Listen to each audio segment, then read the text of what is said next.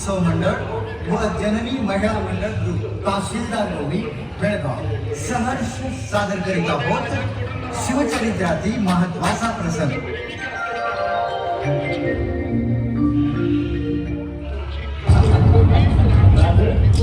या सापाचं तोंड तर पुढचं चेचलं. आता मोरलो मारून कंच खालायचं तेवढं सांगा. सरनावर आम्ही पन्हाळ्याच्या वेढ्यात अडकून पडलो असताना ज्यांनी आम्हावर शस्त्र उगारलं त्यांना अत्तर घालवायची वेळ येऊन शकली. तो पालवणचा राजा जसवंतराव तो अतिशयचं खरकट खातो आणि आम्हावर गुरगुरतो. त्याचं तोंड बंद करायचंय.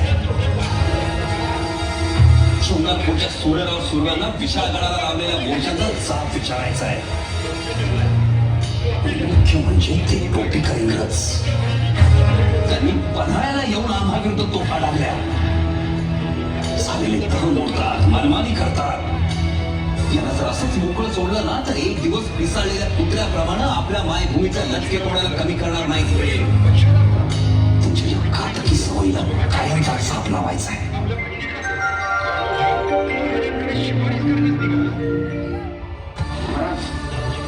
आपण आल्याचे कळताच हे व्यापारी आपल्या भेटीसाठी आले.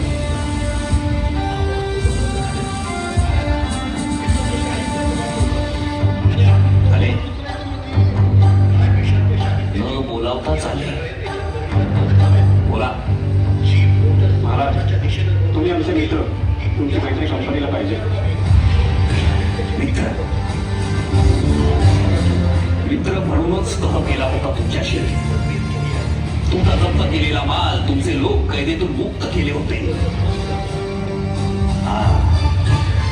हा गिफट ना, याला जीवनदान दिले होते आम्ही उपकार केले आणि तुम्ही अपकार. ही अशी परतफेड केली का आम्ही केलेल्या उपकाराची? आम्ही केलेल्या तहाची शाही कागदावर वाळायच्या आत तुम्ही तोफा घेऊन पन्हाळ्यावर चालून आलात. आमच्या समोर विचार भडकावून आमच्यावर तोफा टाकल्या. आमच्यावर का केली हरामखोरी? महाराज, आमच्यावर दबाव. खोटं बोलायचा याद राखा.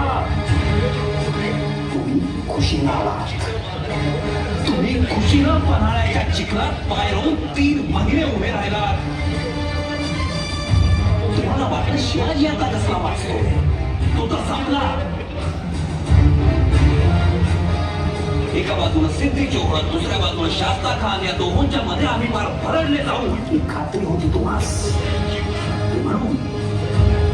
म्हणून तुम्ही धाडस केले ना. आता काय करा? सॉरी सर, माफी द्यावी.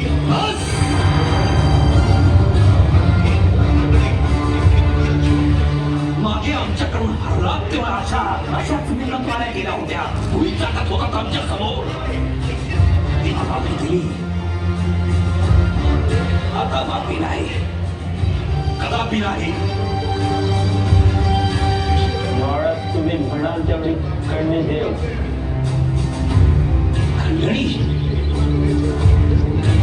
खंडणी देण्याची सुद्धा लायकी नाही तुमची. महाराज, प्लीज प्लीज गिरफ्तार करा या हरामखोरांना.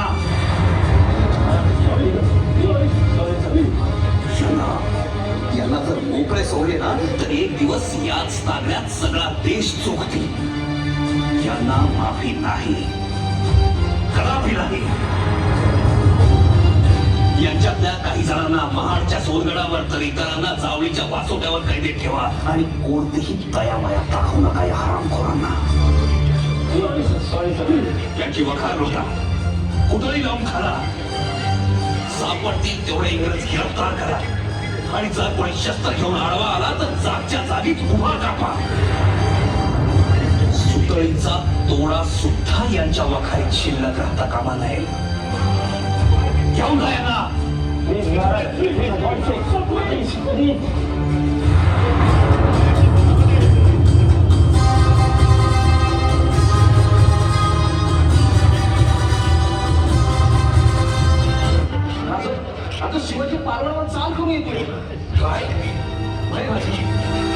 शाहिस्तेखानाला खरीदा होता. कारतलब खान येतोय शिवाजीचा मुलूक घ्यायला, त्याची मदत करा. व शिवाजीने कारतलब खानाचा मोठा पराभव केला. काय खान शरण आला त्याला. अहो 20,000ची फौज होती. कारतलब खानाचा पराभव? आता शिवाजी आपली फौज घेऊन पोहोचत. आपल्याला आपली फौज सत्य करायला पाहिजे. घोडी तयार करा पटकन. म्हणजे लढायचं. लढायचं नाही, आता लढायचं नाही, आता पळायचं. होय सर सलामत तो पगडी 50.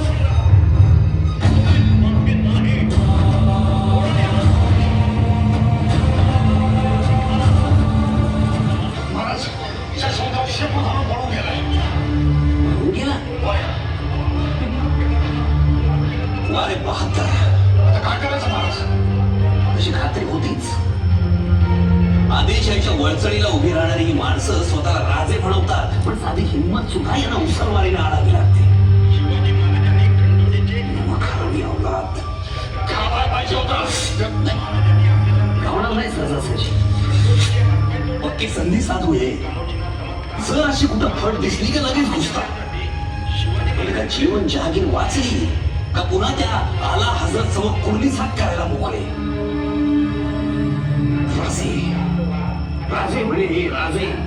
अरे हे कसले राजे? हे तर फक्त चाकर, उत्तम चाकर.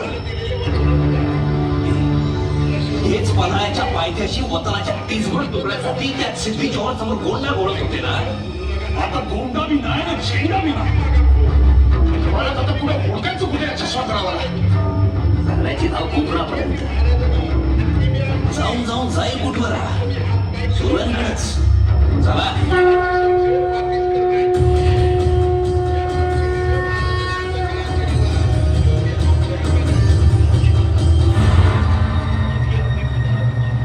सरकार शिवाजी राजे आपल्यावर 15,000ची फौज घेऊन येत आहेत. काय 15,000? आता काय करायचं? हा मला वाटलं होतं तो शिवाजी आमच्यावर चाल करून येणार नाही, पण शेवटी तो शिवाजी आला. आला तर येऊ द्या, आम्ही त्यांच्याबरोबर 2 हात करतो. अहो पिलाजीराव, तुमचं डोकं ठिकाणावर आहे का? अहो काल परवाच्या आज आपण फौजा कमी केलं ना. कमी केली म्हणून काय झालं? लढूया. लढूया काय लढूया? अहो लढलो म्हणजे आपण जपलो. त्या पैशाने असं करतो, आम्ही इथं जातो. तेच आपल्या हितातच ठरवलं. त्याच्यानं आपल्याकडे कोणता वकील काढला होता. स्वराज्यात चांगलं म्हणून सांगितलं, पण आपण त्याला दाद नाही दिली. आता जेव्हा आपल्याला सोडणार नाही तिला जेव्हा तुम्ही पण चला. नाही सरकार, काय बी झालं तरी यो बाळा आम्ही सोडून जाणार नाही. तुम्ही जावा, आम्ही शृंगारपूरसाठी लढू.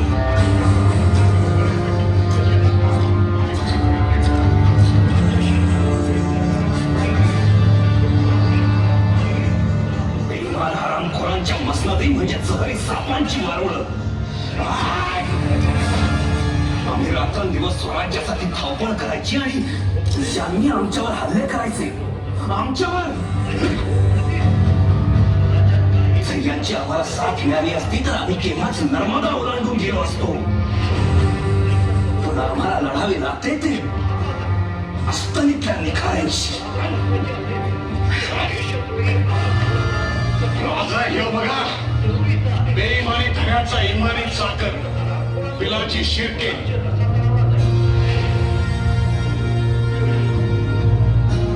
तानाजीराव, इमानदार चाकराचं ध्यान त्याच्या धन्याच्या पावलांवर असतं, हातावर नाही. आणि त्यामुळेच धन्यानं हातानं केलेली पाप चाकराच्या डोळ्यांना दिसत असली तरी मनाला पटत नाही. ज्या गादीला आम्ही मानानं मुद्रा केला त्या गादीला लाथीनं ठोकरला आणि आमच्या गुलाब घोडे जुदून गेला का म्हणून साखर पेरणी त्यापर्यंत घोड्याच्या कापाला बांधून आमची गावातनं झीन काढा. कारण आम्ही काय म्हणण्याचं इमान चाकर आहे.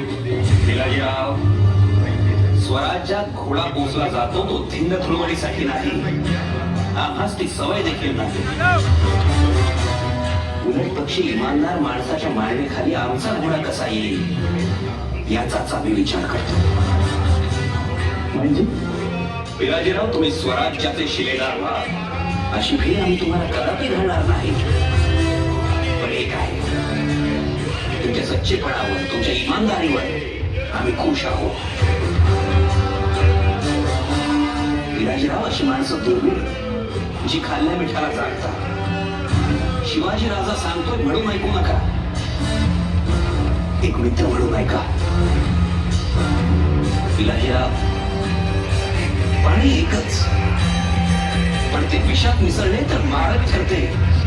मिरची तिखट आणि उसात गोड होते. आता हे पाण्याने ठरवायचे, आपण विषात मिसळायचे की उसात? राजे, विलाजीराव, अहो विषात मिसळून रयतेचा जीव घेण्यापेक्षा उसात मिसळून रयतेच्या घासाला गुळाची चव आणा. तानाजीराव, पिलाजीरावांना मोकळं करा आणि सन्मानानं घरी जाऊ द्या. घर इसरायला होईल असं बोलायचं आणि घरला जा म्हणायचं. राजे, लय ऐकलं होतं तुमच्याबद्दल. रांजेगावच्या न्यायापासून ते रायरेश्वराच्या पिंडीवर रक्ताची धार झाली होती तेव्हा, आणि आज त्याचा पडताळा आला. राजे, पाय नाही धरत, उसाचा शेजार मागतो. गोरगरीबासनी गुळाची चव मिळाल ते बघतो. आता ईश्वरानं जवळ करायचं तर जवळ करा, आणि लाथाडायचं असेल तर लाथाडून टाका.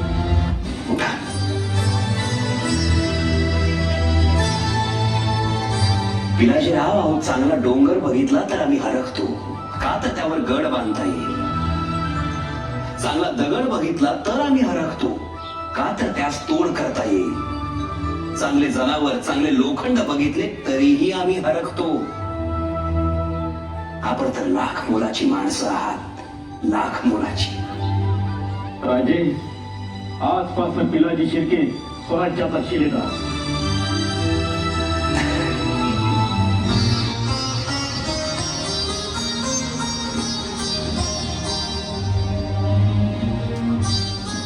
आला? अहो सर, का बोलवलं? तेही आम्हा साऱ्यांना.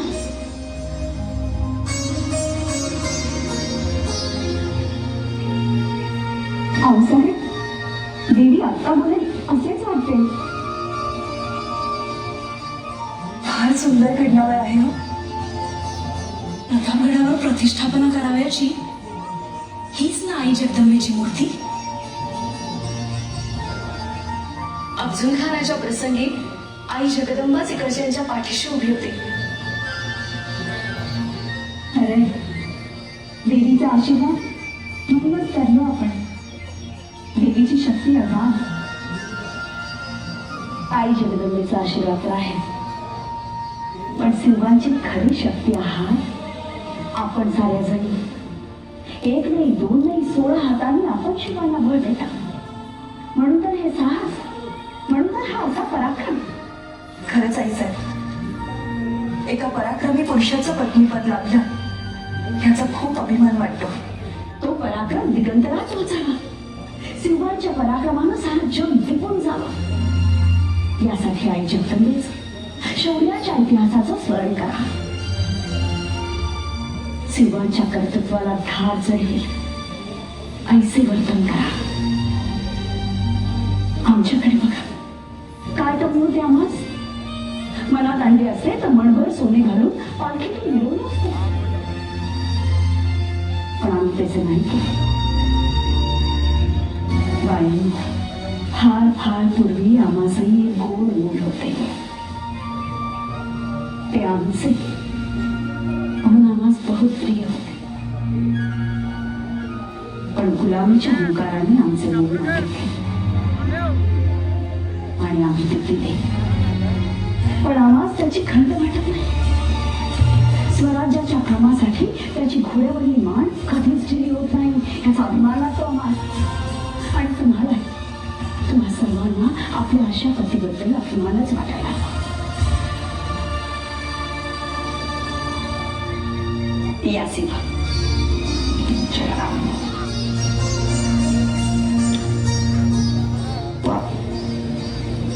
सुंदर निव्वळ प्रतिम,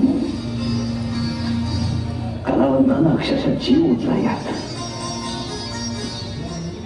शिवा,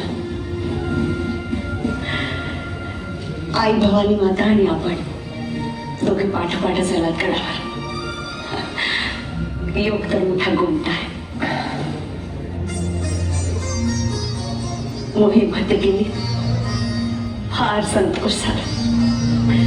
खबरा येतच होत्या. हौसाहेब, या मोहिमेने बरेच राजकारण साधता आले. आदिलशाहीच्या वळचणीला लागणाऱ्या सुरवेस तळवीस नेस्तनाभूत करता आले. शास्त्राखानात धडा मिळाला आणि मुख्य म्हणजे त्या टोपिकल इंग्रजांचा बंदोबस्त करता आला. मोठेच यश. तळ कोकणाने तर दंडवत घातला आपल्या समोर. रावसाहेब, तळ कोकणाने आम्हा समोर दंडवत घातला. आता मी आई भवानी समोर दंडवत घालतो.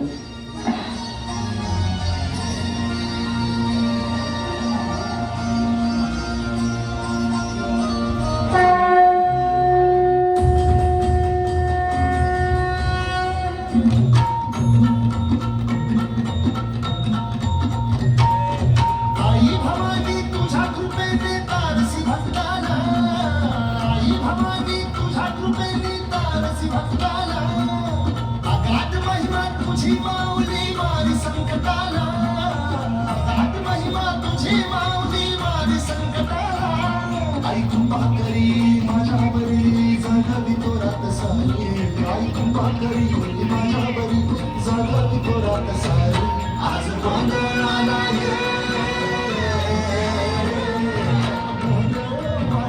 भवानी गोंधळाला ये. गोंधळ मांडला गरमे गोंधळाला ये. गोंधळ मांडला भवानी गोंधळाला ये. गोंधळ मांडला गरमे गोंधळाला ये.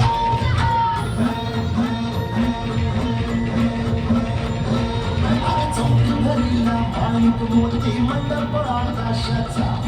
हात जोडून करुण भातलो खारघर नावाचा.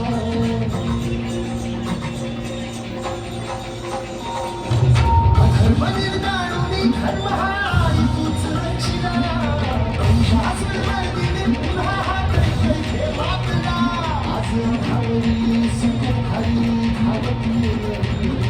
आज भावरी सुख हरी धावती रंगी. आंबे गोंधळाला ये. गोंधळ मांडला भवानी गोंधळाला ये. गोंधळ मांडला गंगे गोंधळाला